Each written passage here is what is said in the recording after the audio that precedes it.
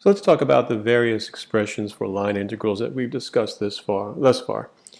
So thus far we've discussed line integrals that are expressed in terms of arc length. So I like to look at it this way. Imagine a curve in the xy plane that you're traveling along. And then you take a particular point on the xy plane, you plug it into a function f, and you get some height. And if you multiply that height, if you will, by some distance along the curve, you get a rough approximation of the area of this piece of the, I like to call it a curtain that goes around a particular curve. So it's like we're adding up all the areas of these sub-curtains or pieces of a curtain to get a surface area. And that's one way I like to motivate this line integral business. What does a line integral mean? Well, one application is to find this area of what I like to call a curtain as you travel along a curve with a particular orientation in the xy plane. Now, since the curve is smoothly parametrized, we could also define the curve using a vector valued function. Not surprisingly, we've often called vector r the components x of t and y of t. So we have x of ti, y of tj. And if you look at that, then we could reinterpret, if you will, or express ds, change in arc length, in terms of some other variables that we're familiar with. So delta s sub k, the change in arc length, a little piece of that curve in the xy plane that we had on the previous slide, can certainly be approximated by the square root of delta x sub k squared plus delta y sub k squared, as you see here. Simple Pythagorean theorem going on. As we know, a change in arc length can be, we could create a little right triangle around the differences of x and y, and the hypotenuse of that right triangle approximates the actual change along the curve. But look how we can repurpose this expression here. Notice we have delta x sub k squared over delta t sub k squared plus delta y sub k squared over delta t sub k squared. If you still have a delta t sub k squared inside the radical, really we've multiplied by the number 1, so nothing's changed.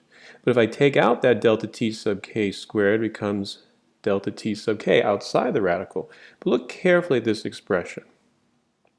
Why is it that we can express it this way instead? Look carefully. We have a square root of delta x sub k over delta t sub k, that whole thing squared. Why is that replaced with x prime at some t sub k star value? Well, that's the mean value theorem for derivatives. We know that there's a just right value t, we'll call it t sub k star, such that the slope of the tangent line, if we were looking at a graph in the xt plane, would match perfectly what we call here the slope of the secant. Same thing here, delta y sub k over delta t sub k can be expressed as y prime at some special t sub k star value. So again, this is the mean value theorem for derivatives. So this enables us, this expression, this little development enables us to rewrite this line integral in terms of arc length as a limit of a Riemann sum, but that delta s sub k gets replaced by this expression, and in the limit, of course, that becomes the derivative of at every t value. That is x prime at every t value squared plus y prime at every t value squared. All again based upon the mean value theorem for derivatives. So here's another way, a parametric way if you will, to rewrite the line integral in terms of arc length. So again, this is what we've accomplished thus far. Line integral in terms of arc length. Again, this is a line integral in terms of arc length, but looks different because we have parametrized it and used our knowledge of the mean value theorem for derivatives. Now view the smoothly parametrized curve C in the xy plane as a vector valued function. If we do that, we call it r of t equals x of ti and y of tj.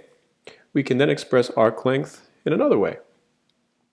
We can express the arc length delta s sub k between the points, say p sub k minus 1 and p sub k along that curve in the xy plane that we showed on the first slide. We can represent that in this form. And this is nothing more than the arc length formula you learned if you took BC calculus. It's the integral, right? This norm of r prime is the square root of dx dt squared plus dy dt squared. It just looks different. Actually, it looks more elegant here as we just write it as r prime of t, taking the norm of r prime of t. If we took the derivative of this, took its norm, we get that same expression.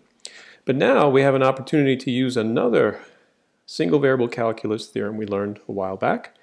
By the mean value theorem for integrals, we also know there exists a just right value t sub k star such that this integral, which represents the change in arc length, is matched exactly by taking the norm at that particular t sub k star value times delta t sub k.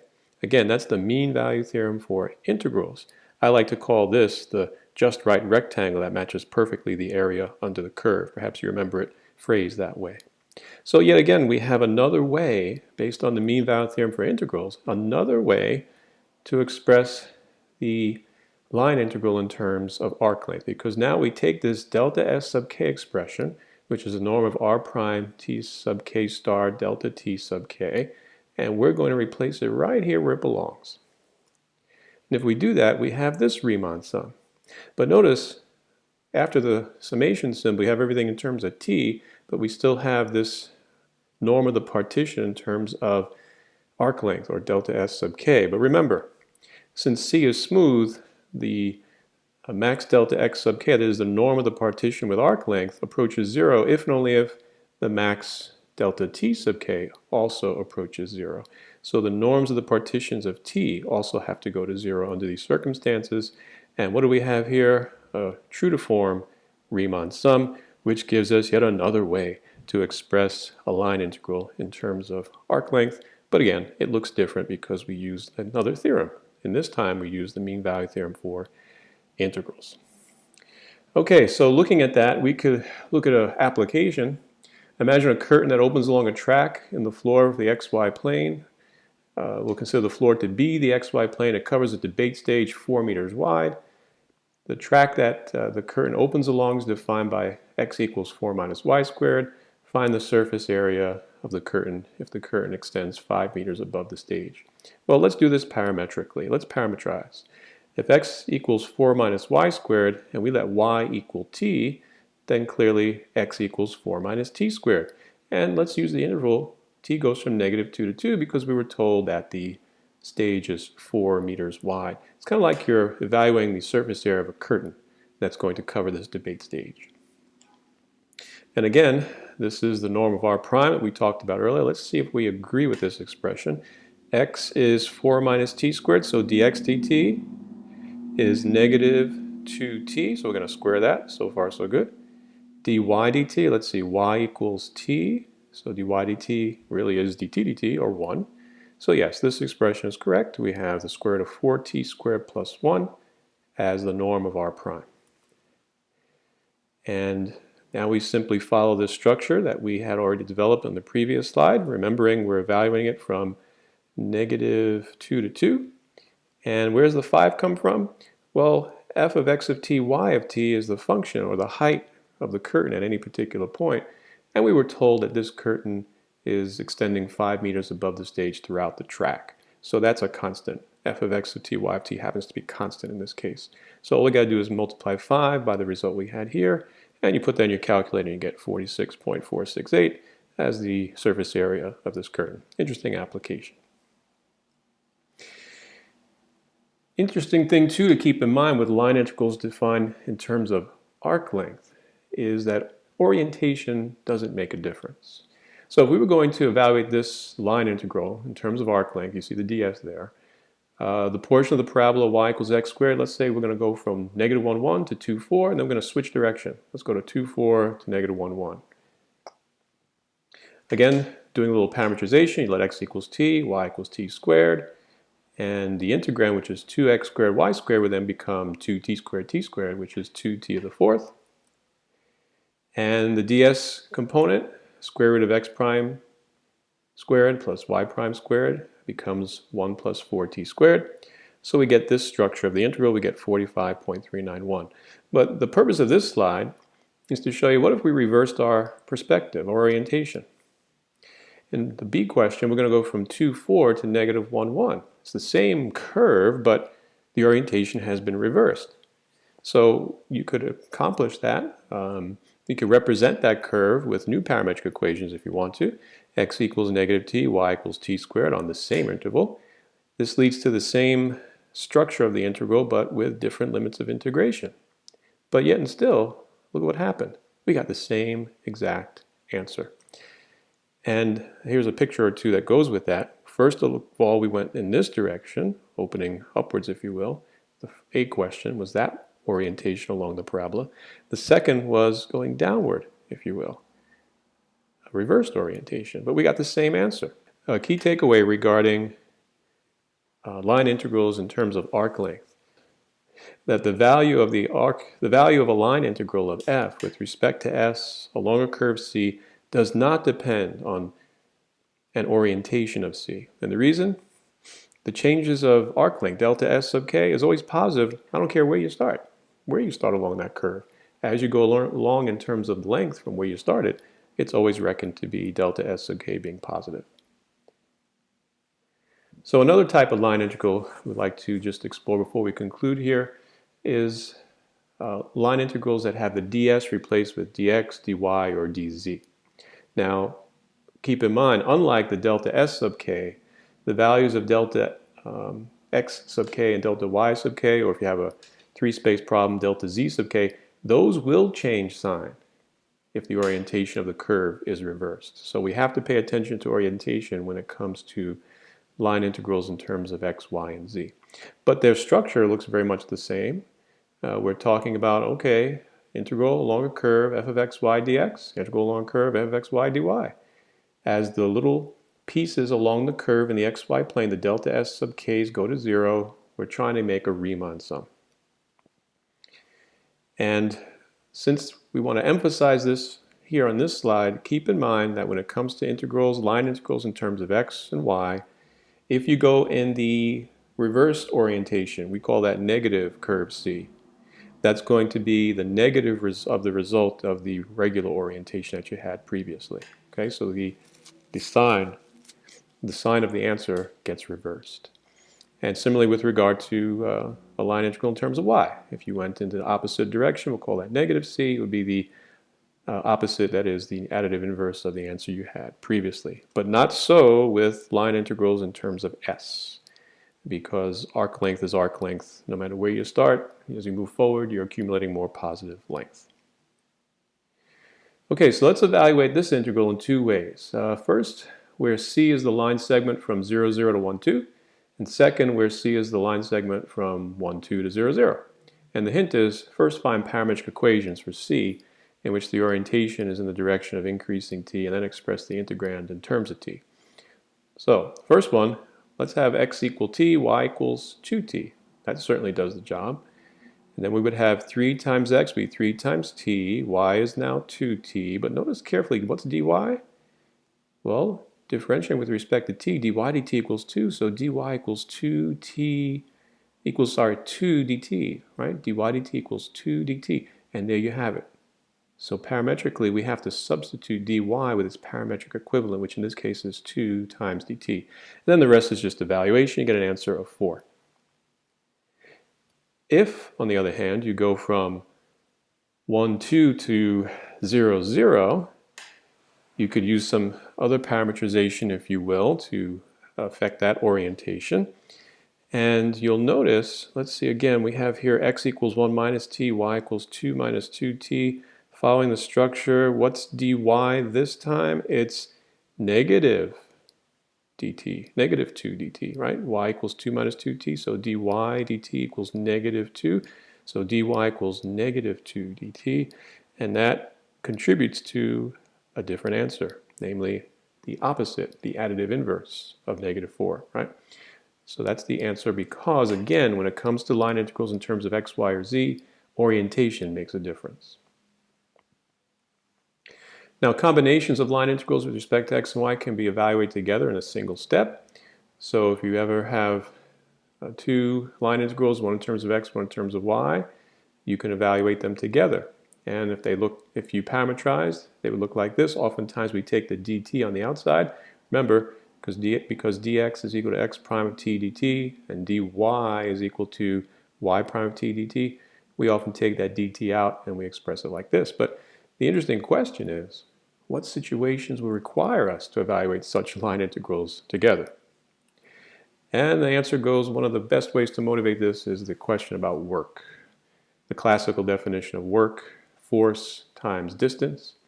So let's say we're moving an object horizontally and we are exerting a force at a certain angle theta, and we're moving it from the initial point P to the terminal point Q, and we want to find out how much work was done. In this case, an object's being pulled horizontally, exerting a constant force of 10 pounds on a handle of on the handle at an angle of 60 degrees with the horizontal. How much work is done? Well, we're looking for the component in the x direction, which of course is, as you see in the picture, it's mentioning it there, F cosine theta. What we really mean is the magnitude of that force, norm of F cosine theta, times the distance, the norm of the direction vector from P to Q, starting here, ending here. P to Q goes that way, so we want the norm. And if you do all those calculations, you get 250 foot-pounds. But we recognize the norm cosine theta times the distance PQ, that's nothing more than the dot product of the force and the direction vector PQ. So dot product is related to work, and it will lead to integrals, line integrals, where we want to evaluate more than one line integral at the same time. So here's how that works out. If big Fxy is a force, a vector field or force field, here are the components, little f, I, little g times j, and the differential dr is dxi plus dyj, how much x we're changing by, how much y we're changing by. Then the work performed by the force field on a particle traveling along a smooth curve C is given by the integral along that curve, a line integral, f dot dr. That is, the vector field dotted with this differential dr, which tells us the changes in x and changes in y. Here's why that works. Here's what it looks like. If we take the vector field, the force field, in its component form, and we dot it with the changes in x and the changes of y, what does that look like? That's exactly two line integrals. Now think of it this way, we're taking the components along a unit tangent vector along a curve, and just like we had the component called norm of f cosine theta in the previous slide, we're taking the component in a particular x direction or particular y direction as we move along a particular curve. In this case, we're talking about a two-space curve. So imagine, if you will, a unit tangent vector taking the dot product, and you're just breaking down the work done in each direction. And so that's why we have two line integrals to deal with. So if a curve C can be represented parametrically now by x equals x of t, y equals y of t over an interval t goes from a to b, and assuming that it's smooth throughout, well, these two line integrals, it looks a little grander here, but it's all been parametrized. Notice again, dx has been replaced with x prime of t dt, just like we did in the previous application, and dy is replaced by y prime of t dt. And one way to remember this evaluation is to think of the curve C in the xy plane as an oriented curve, and think of the position vector r of t, thinking about now a continuous vector field operating on a particle in the field. Well, that's what f of r of t is talking about. And you could express the work done as f dot dr, that is f of the position vector r of t dotted with r prime of t. And that captures work in another type of notation. So again, when we look at work expressed this way, we see the relationship about orientation making a difference once again. So here's an interesting problem, really quick way to summarize what we've done. If you're given a force field, a vector field, cosine xi, sine xj, and C is an oriented curve, let's see, this looks like a piece of a parabola, there it is, and the way we have the t set up, it's oriented going this way, if you will, first downward and then up, right? But it's following the flow of these vector fields that we see in the picture that are all determined by this vector field function, big F. So if we want to capture the work done, the force times distance, all summed up along this red parabola, or piece of a parabola as we go in this direction, all we would need to do is find the line integral along the curve, f dot dr. And as we just saw, that means f of r of t dotted with r prime of t. Well, here's what that looks like. F of r of t, let's see, r of t is this. You just put those things in place. So we have t going in place of x, and t going in place of x here. So we have cosine ti plus sine tj dotted with I plus 2j, I plus 2j. And that gives us the line integral from -1 to 2. This is just straight evaluation. giving us, put in the calculator, get an answer of 5.83629. Okay, and again, just a little clarity on this I plus 2j, that was the r prime vector. So you go here, derivative of t with respect to t is 1, or 1i. Derivative of t squared with respect to t is 2t, or 2tj. And then we dot them and we get our expression in terms of a single variable t, which is really convenient. That's why we parameterize so much in these circumstances. But the question is, what if we now went in the other direction? If we reverse the orientation and say we went, t goes from 2 to -1 with the same parametric equations, if we went from t equals 2, we would start up here and we would be going against the flow of traffic, if you will, with regard to the vector field that was given to us. We would be going in the opposite direction of the vector field arrows. And as you probably remember from single variable calc, if you reverse the limits of integration in an integral, well, you get the opposite answer, that is the additive inverse. So just keep in mind that if you're traveling along a curve and it has an orientation that follows the flow of the vector field, that's going to result in positive work being done. If you have a vector field and you're traveling along a curve and you're going in a direction, if it's oriented opposite, or generally speaking the opposite direction of the vector field, you're going to accumulate negative work. And that's the basics with regard to line integrals in terms of x, y, and z. So we hope you enjoyed that. Look forward to your next per notes video, and take care everyone.